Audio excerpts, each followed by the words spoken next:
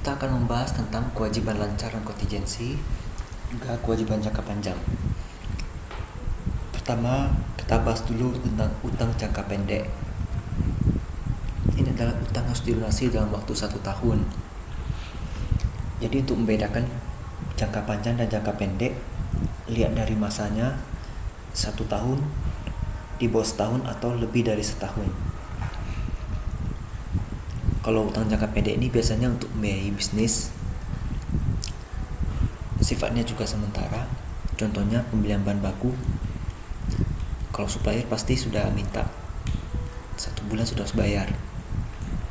Ini pembayaran gaji, ini apalagi biasanya karyawan akan cepat meminta supaya gajinya dibayarkan. Kemudian pembayaran tagihan dan lain-lainnya.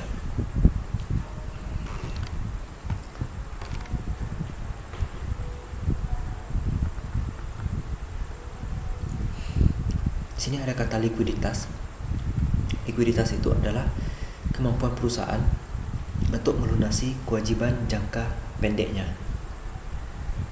Jadi memang utang jangka pendek ini berkaitan dengan likuiditas. Semakin ia tidak mampu membayar, maka akan semakin tidak liquid perusahaannya. Dan itu biasanya kurang bagus untuk kesehatan finansial perusahaan. Ini ada lebih lengkap contohnya, ada utang dagang, ada definisinya juga, utang wesel, ada utang bank, utang pajak, utang sewa, dan lain-lainnya. Perusahaan memang harus mengelola dengan baik ya. Kemudian manajemen kas, karena dia berkaitan dengan aset lancar.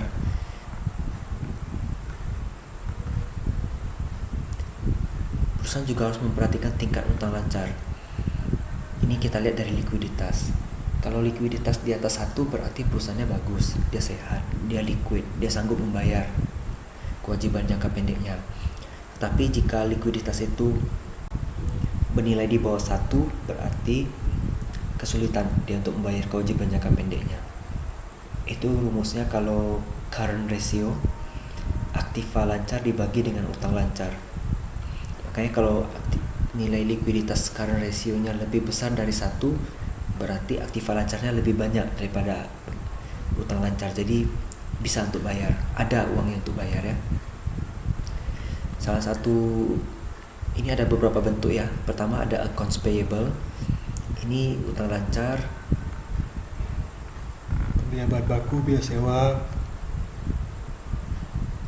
Ini sudah dijelaskan ya tadi sebelumnya. Kesepakatan membayar tagihan 30 hari, umumnya begitu. Kemudian ada notes payable. Ini menerima pinjaman dari kreditur dengan buat catatan utang. Ini biasanya pasti pakai bunga ini. Ada yang bunganya rendah, ada yang bunganya tinggi, tapi umumnya bunga lebih tinggi. Ini termasuk surat utang, tapi yang dalam jangka pendek ya, promissory notes.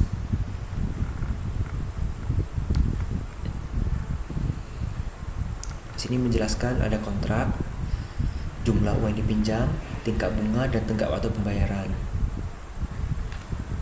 Ada notes payable.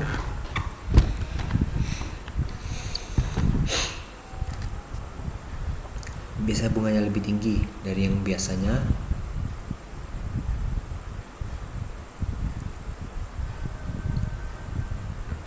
Kemudian ada dividends payable.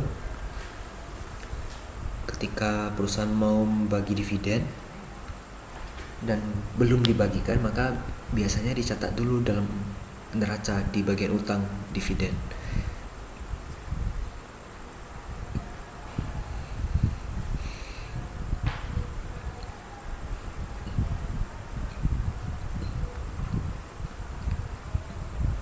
Dia termasuk kategori utang jangka pendek atau utang lancar, karena memang harus dibayar dalam waktu yang singkat. Tidak mungkin kan umumkan dividen tapi bayarnya 2 tahun kemudian. Nah biasanya mengumumkan dividen melalui, kita rapat dulu RUPS. Setelah RUPS diumumkan di media bahwa perusahaan ini akan membagikan dividen, kemudian akan dibagi pada tanggal sekian. Biasanya tidak akan lebih dari 6 bulan itu. 6 bulan pun sebenarnya sudah kelamaan. Itu kalau perusahaan yang di Bursa Efek Indonesia seperti itu. prosedurnya. Tapi kalau perusahaan private ya RUPS ya tidak perlu diumumkan karena cukup hanya di internal perusahaan. Ya sebenarnya yang perusahaan di Bursa Efek itu pun internal aja, tapi kenyataannya kan banyak investor luar juga yang berinvestasi di perusahaan itu, makanya soalnya jadi eksternal. Nah ini ada urutannya, dia harus lunasin utang dagang dulu, utang pajak dan utang lainnya, baru boleh bayar utang dividen. Kemudian customer advance and deposits, ini kalau kita ada nerima uang muka dari pelanggan, uang muka jasa atau uang muka penjualan. Nah, pelanggan mau beli barang, kita sudah menjual kepada dia, tetapi kita barangnya belum tersedia, tapi si pelanggan sudah bayar DP duluan. Berarti posisinya kan kita yang berutang kepada pembeli. Itu yang disebut sebagai uang muka pelanggan. Kalau di sini bahasanya customer advance and deposits.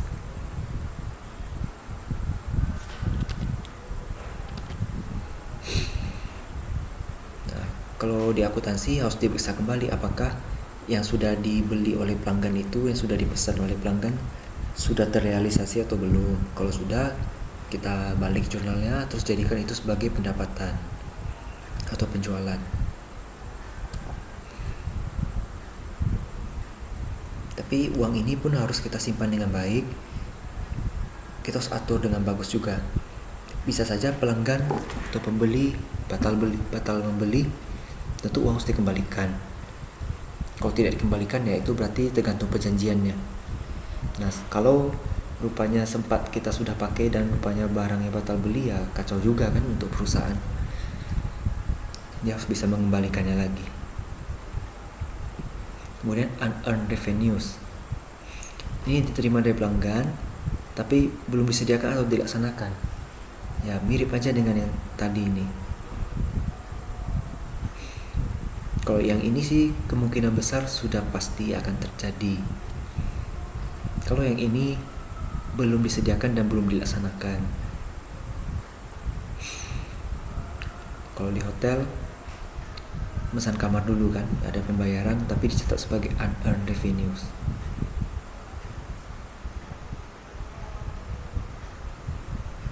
Jelas ini dalam waktu singkat ya, tidak mungkin bisa lama.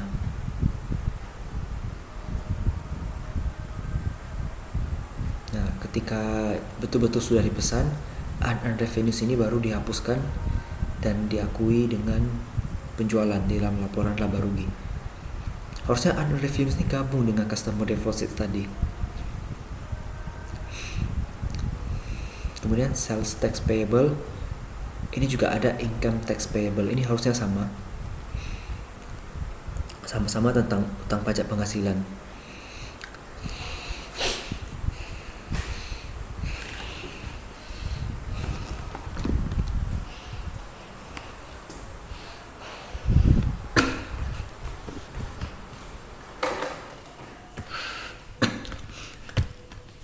Jadi kalau utang pajak biasanya di akhir periode, setiap bulan atau setiap tahun, setiap bulan dan setiap tahun lebih tepatnya, itu ada pajak yang harus dibayarkan oleh perusahaan.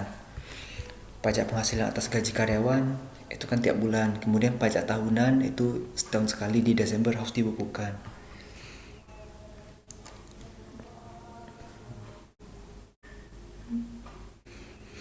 Kalau ini lebih jelasnya di akuntansi perpajakan. Ini hanya sekedar kasih tahu aja kalau ini termasuk kategori utang lancar. Kemudian kewajiban yang terkait dengan karyawan. Nah, yang pertama ada gaji dan upah. Gaji dan upah yang tidak dibayarkan langsung di bulan bersangkutan dan itu dibayarkan di bulan berikutnya, maka di bulan yang bersangkutan itu harus dicatat sebagai utang atau kewajiban lancar ya. Akunnya adalah utang gaji biasanya.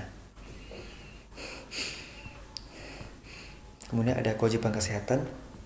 Ini kalau ada iuran asuransi perusahaan belum dibayar tapi akan dibayar bulan depan, dan kebetulan ini adalah tagihan untuk periode yang sekarang, maka harus dicatat juga sebagai hutang. Kewajiban pensiun.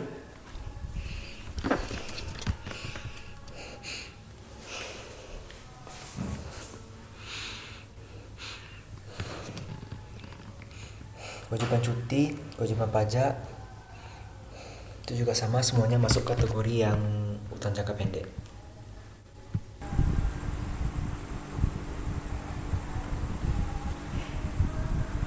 Berikutnya utang jangka panjang.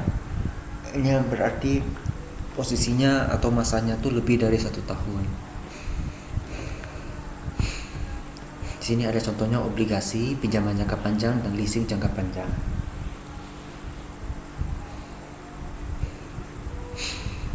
Biasanya kalau untuk proyek-proyek seperti pembelian peralatan investasi itu pakai utang jangka panjang.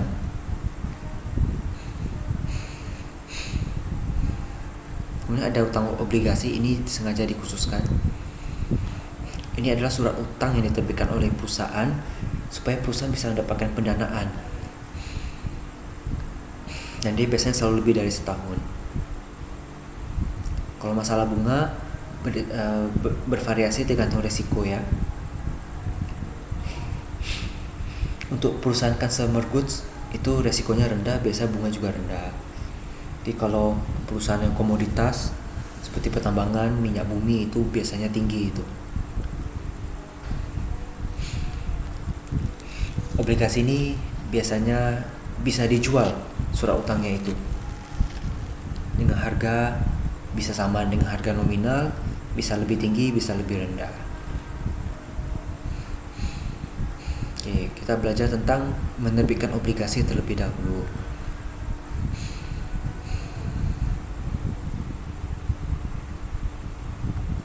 Menentukan jumlah yang akan diterbitkan.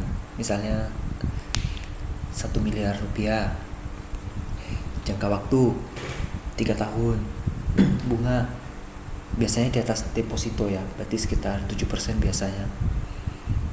Jadi kalau deposito kan 5-6% ya, malah ada yang lebih rendah, tapi obligasi biasanya memang akan lebih tinggi dari deposito. Berikutnya kita buat prospektus. Ini adalah tentang perusahaan ini bergerak bidang apa, terus pendapatannya berasal dari apa saja. Kemudian risiko terhadap investasi itu wajib harus diberitahukan. Berikutnya dipasarkan melalui broker atau melalui media ataupun melalui cara lainnya, yang penting diumumkan. Terakhir, membuat perjanjian obligasi. Kalau sudah ada yang mau setuju untuk membeli obligasi ini, akan dibuat surat promise ya namanya. Tadi sudah dijelaskan promise. Jadi ada jangka waktu, tingkat bunga, dan ketentuan lainnya terkait dengan obligasi.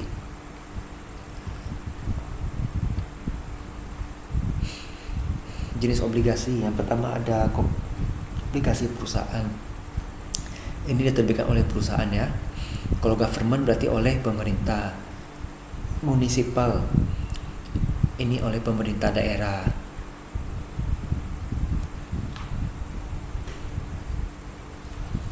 Biasanya kalau di sini berarti dari kabupaten ya. Bunganya juga pasti akan lebih rendah ya. Kemudian zero coupon bonds. Ini obligasi yang tidak ada bunga.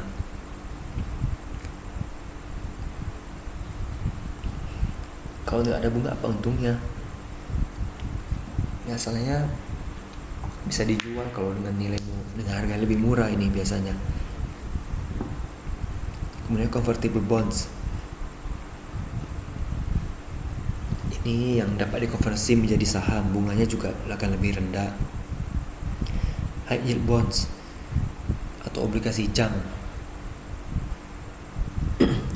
Kreditnya rendah, resikonya tinggi. Ini jarang diminati ya.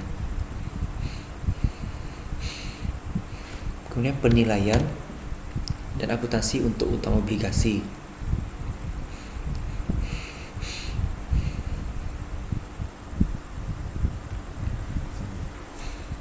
Pertama ada nilai wajah atau face value.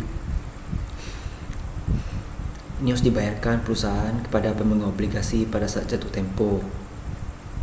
Ini biasanya disebut nilai pokok juga ya, atau principal value, principal amount.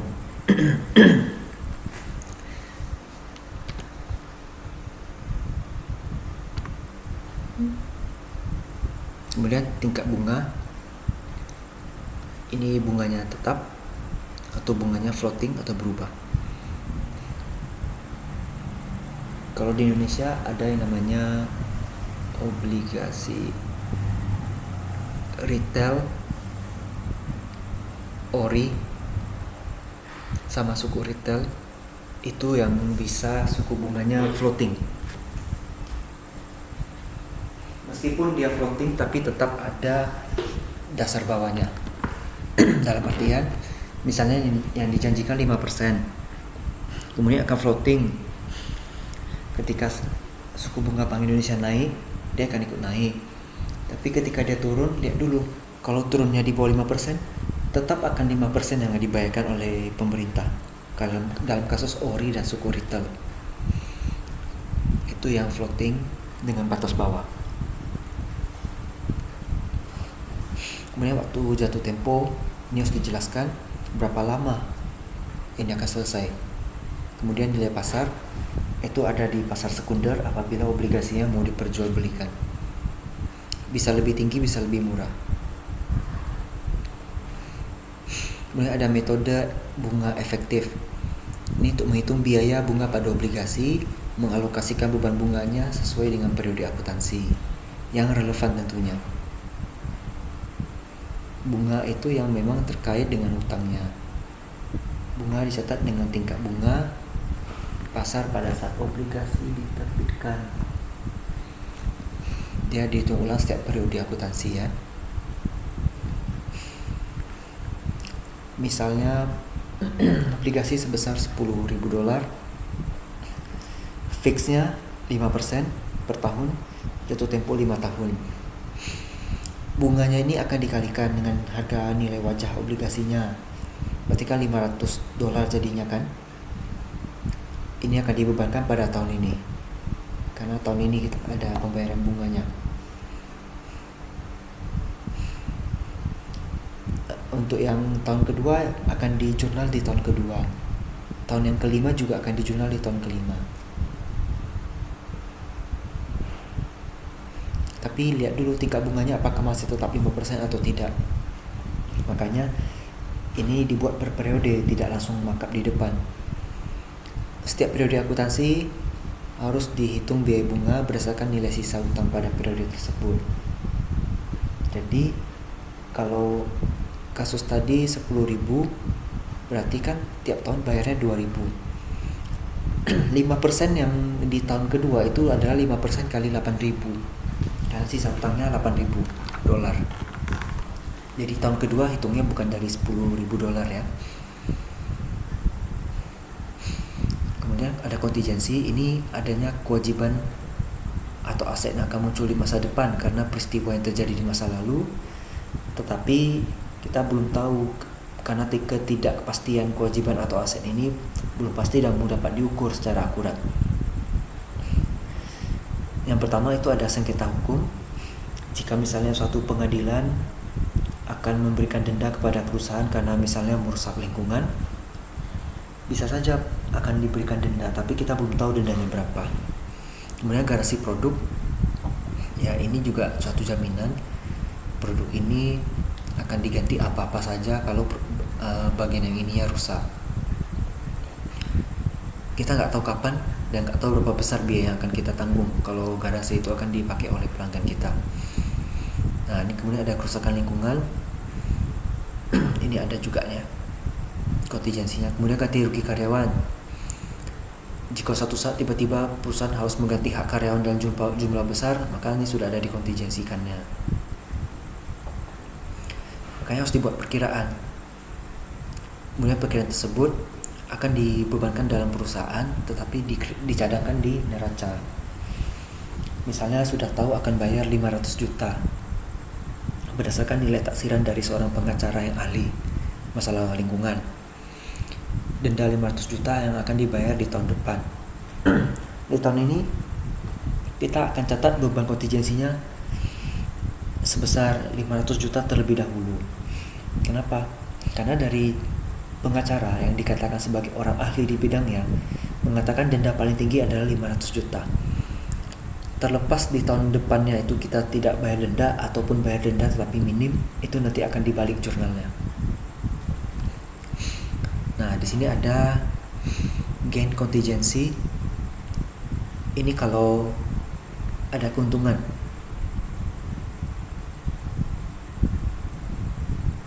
Keuntungan finansial karena akibat dari contingency itu. Misalnya kita tergugat kita harus membayar denda sekian, 100 juta. Diperkirakan begitu. Kalau sempat terjadi ya berarti 100 juta itu menjadi gugatan hukum yang sukses. Kemudian asuransi. Kalau misalnya terjadi kebakaran di pabrik kita, asuransi akan ganti, tapi kita belum tahu jumlahnya berapa. Itu termasuk contingency juga. Kemudian peluang bisnis. Nah, ini kontrak negosiasi tapi memang belum tahu juga ya berapa keuntungannya. Potensinya belum tahu. Kalau dia keuntungannya belum dapat diukurkan pasti, perusahaan dapat mencatat sebagai penghasilan tidak pasti dalam laporan keuangan mereka. Masalahnya begini, kalau pada prinsip akuntansi, prinsip kehati-hatian, kita cenderung mencatat nilai aset yang lebih rendah kan. Makanya seperti ini cenderung untuk tidak dicatat. Tapi beda halnya dengan loss contingency, terbalik. Karena ini adalah beban dan sifatnya mengurangi aset, biasanya akan kita catat kita akan catat di awal sebagai prinsip kehati-hatian kita. Nah, contohnya sengketa hukum, seperti contoh tadi, pengacara bilang harus bayar denda, kemungkinan akan membayar denda sebesar 500. Jadi kita catat dulu 500-nya di neraca tahun ini. Kemudian asuransi. Kalau kita perusahaan asuransi atau rupanya kita mau mengklaim asuransi tapi rupanya harus ada yang kita bayar mendadak gitu misalnya kan, entah karena ada suatu kasus tertentu, bisa aja jadinya kita kontingensikan itu. Kemudian kewajiban lingkungan tadi udah dijelaskan. Gugatan pelanggan ini ya mirip dengan garansi ya, skemanya sama garansi. Jadi kalau ada gugatan, contohnya ada waktu itu di negara Filipina, perusahaan Pepsi yang mencetak nomor undian di belakang tutup botolnya, rupanya angka yang menjadi undian itu malah tercetak lebih dari 1000 atau berapa persen dari produk mereka itu. Jadinya banyak sekali pelanggan yang menggugat mereka untuk membayarkan hadiah undiannya. Nah, itu juga menjadi kontingensi gugatan pelanggan. Karena dia belum dapat diukurkan pasti, tetapi kalau memang sudah dapat informasi dari pakar seperti pengacara, itu bisa kita cadangkan dulu biayanya sehingga tidak memberatkan perusahaan di masa depan. Ini mengacu pada prinsip konservatisme akuntansi. Semoga materi hari ini dapat dipahami dengan baik. Terima kasih.